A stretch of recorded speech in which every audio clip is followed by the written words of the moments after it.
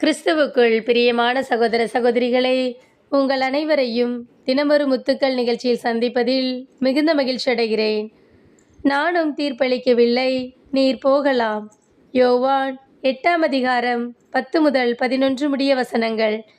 இயேசு நிமிர்ந்து பார்த்து, அம்மா, அவர்கள் எங்கே? நீர் குற்றவாளி என்று எவரும் தீர்ப்பிடவில்லையா என்று கேட்டார். அவர், இல்லை ஐயா என்றார். இயேசு அவரிடம், நானும் தீர்ப்பளிக்கவில்லை, நீர் போகலாம். இனி பாவம் செய்யாதீர் என்றார். பிரியமானவர்களே, பயம் என்பது மனிதர்களுக்கு இருக்கக்கூடிய இயல்பான ஒன்று. வாழ்க்கையில் எது நடக்குமோ என்கிற பயம் எல்லோருக்குமே இருக்கும்.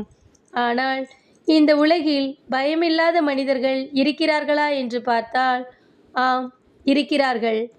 இறைவன் மீது முழுமையான நம்பிக்கை வைத்தவர்கள் எதை குறித்தும் பயப்பட தேவையில்லை.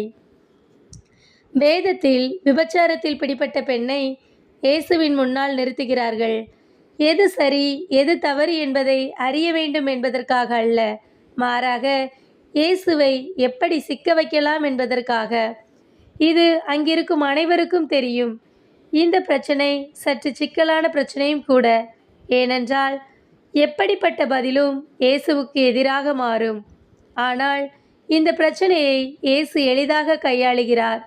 மட்டுமல்லாது சுற்றியுள்ள அனைவருக்கும் சரியான பாடம் புகட்டுகிறார். இயேசுவின் இந்த துணிவு தந்தை கடவுள் மீது அவர் வைத்திருந்த நம்பிக்கையினால்தான். அந்த பெண்ணும் தன்னுடைய பாவ வாழ்விலிருந்து மனம் மாற வாய்ப்பளிக்கிறார். மற்றும் சுற்றியுள்ளவர்களும் தங்களுடைய பாவத்தை நினைத்து பார்க்க உதவி செய்கிறார். நாமும் இயேசுவை போன்று யாரையும் தீர்ப்பிடாமல் இறை விசுவாசத்தில் வளர்வோம். அன்பு இறைவா, எங்கள் வாழ்வில் எப்படிப்பட்டதான நெருக்கடிகள் வந்தாலும் நீர் எங்களோடு இருக்கிறீர் என்கிற ஆழமான நம்பிக்கையில் நாங்கள் ஒவ்வொரு நாளும் வளர எங்களுக்கு உதவி செய்யும் இறைவா. ஆமென்.